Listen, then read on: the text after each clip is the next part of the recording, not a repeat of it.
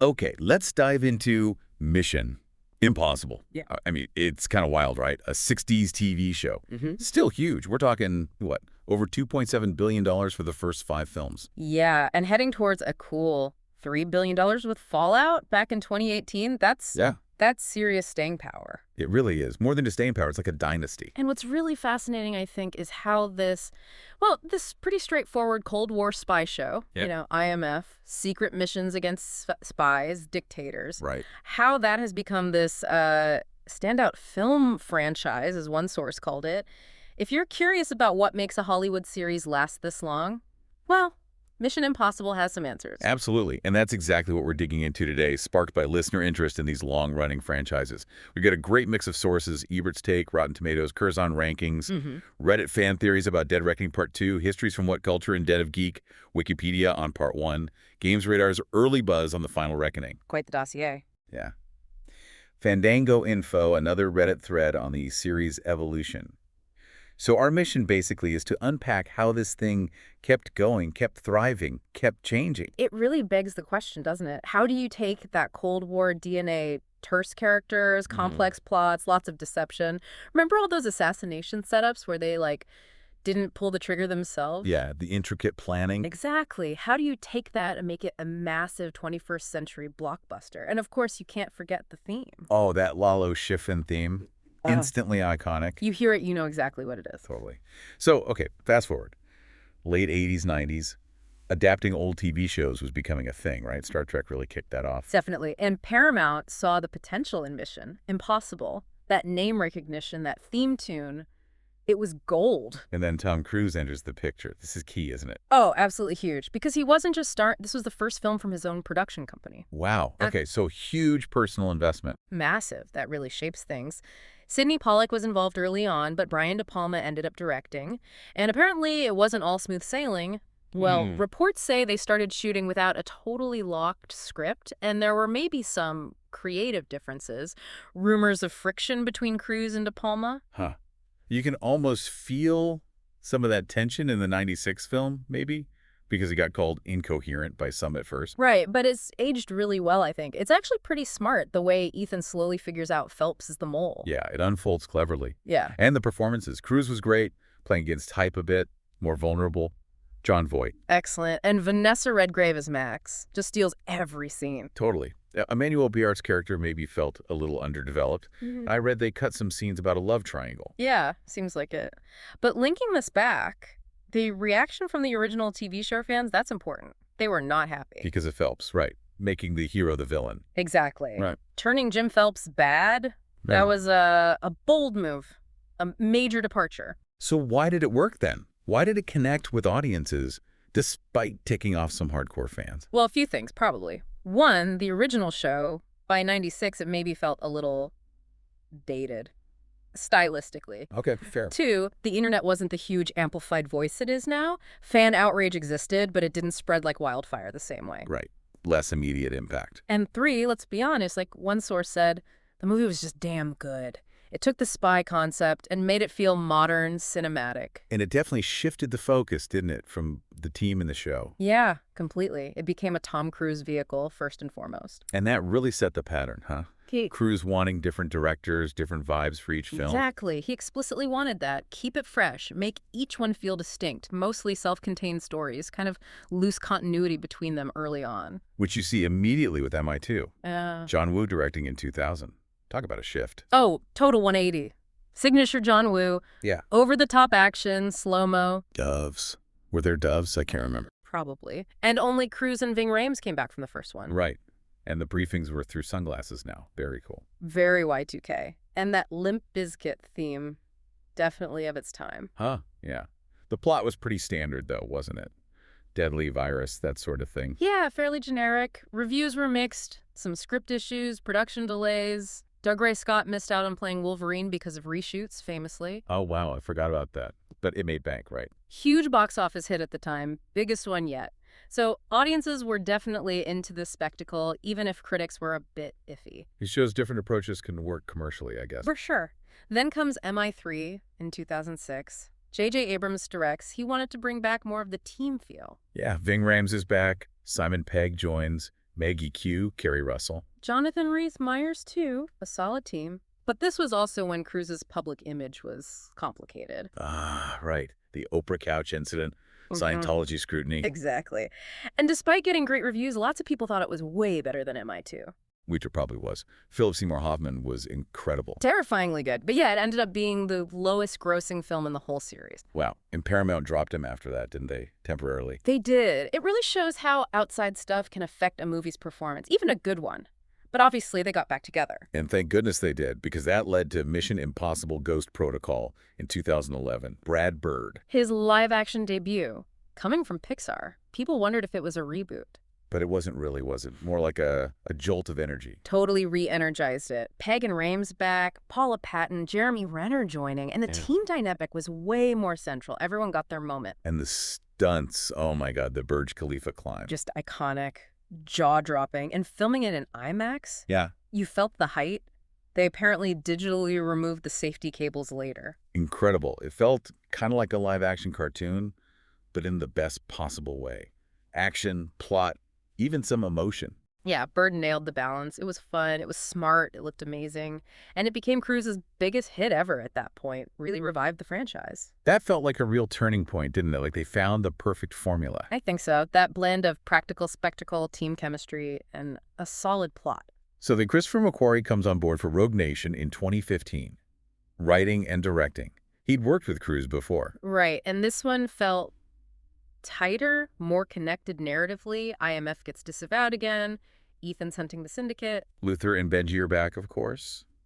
And we get Ilsa Faust. Rebecca Ferguson. Amazing introduction. Such a great character, capable, mysterious, kind of Ethan's equal. Totally. And the script felt really tense, like just showing the danger in real time. Yeah. Plus, more insane stunts. Hanging off the plane. During takeoff. And those motorbike chase scenes, the camera angles. Just brilliant. McQuarrie brought a real narrative drive. And he stuck around. First director to do 2 in a row with Fallout in 2018. Which was a direct sequel to Rogue Nation. And somehow, they upped the ante again on the stunts. Seriously. The halo jump, hanging off the helicopter skid. Breaking his ankle doing that building jump. And they used the shot. That's dedication or insanity, maybe both. Probably both. But the story was complex too, dug into Hunt's character more, resolved the Julius storyline. It felt really satisfying. Yeah, acknowledge the history. Like the Max homage, someone called it grand popular art. Which sounds about right. It was smart, thrilling, emotional. McQuarrie really locked into something special. The franchise was just firing on all cylinders. Which takes us right up to Dead Reckoning Part 1, 2023. Yeah. McQuarrie directing again, co-writing this time. And the threat is very 2023. The entity, this rogue AI. Super relevant. And the MacGuffin is this 2-part key. Okay, so the plot. Yeah. Sevastopol sub sinks, Ilsa fakes her death. No, wait. She seems too early on, but then the Venice sequence. Yeah. Tragic. Right, okay. Briefing infiltrated, fake key in Abu Dhabi, Ethan meets Grace. Haley Atwell's character. Yeah. And Gabriel's back from Ethan's past. Yeah, Isa Morales. Then Rome, Venice, Ilsa's actual death by Gabriel. Devastating. Luther goes dark. We find out the entity started as a U.S. weapon. Denlinger was working with it. Gabriel kills Denlinger. Grace does a double cross pretending to be Alana for Kittredge. Yeah. Then the train fight. That whole train sequence was incredible. Bridge destruction. Paris helps them. Grace maybe joins the IMF, and Ethan gets away with the key, heading for the Sevastopol. Phew. A lot going on. Huge cast, massive budget, like $291 million. Wow. And critically acclaimed, right. 96% on Rotten Tomatoes. Yep, critics loved it. But Yeah. the box office, $571 million. It kind of underperformed expectations, especially with that budget. Wonder why. Maybe the competition? Yeah. Or just the cost? Could be lots of factors. Plus, filming was tough, COVID delays. Cruise was super strict about protocols on set. I remember hearing about that. Yeah, lots of locations. Venice, Rhythm, Abu Dhabi, UK, Norway, and that whole Polish bridge controversy. Oh, yeah, they wanted to blow up a real historic bridge. That was the initial plan for the train crash. Big public outcry. Thankfully, they found another way. But it shows the scale they operate on. Definitely. So, Dead Reckoning Part 1 sets up this big AI threat, brings in new players, loses a major one, and leaves us hanging for Part 2. Or the final reckoning, as it's now apparently called, due 2025. An early word is interesting. Mixed. Yeah, some buzz suggests it's like a big, beautiful, chaotic mess. High praise for tension, nerve-shredding sequences, Cruise in peak Buster Keaton mode. Stunts are gold standard, naturally. Including some crazy underwater scene Cruise mentioned. Apparently so, and that biplane stunt he did is probably in there. Like, But some felt it was maybe overstuffed, too many callbacks, too much exposition, trying to tie everything up. the challenge of the finale. Yeah. Trying to satisfy everyone after nearly 30 years. Exactly. It's a massive undertaking to land a saga like this. The mixed reactions suggest they might be wrestling with that legacy. So looking back at the whole series, what are the core ingredients? Stunts, obviously. Undeniably, Cruise doing his own thing, pushing the limits every time. It's the franchise's biggest USP, maybe. That practical, how'd they do that? Fact. Burj Khalifa, the plane hang, the halo jump, the motorbike cliff jump for Dead Reckoning. It's just escalated and escalated. And then the emphasis on practical effects over pure CGI gives it that weight, that visceral feel. And there's the team dynamic. It's shifted, hasn't it? Yeah, started ensemble, became very Cruise-centric, then later films brought the team back more strongly.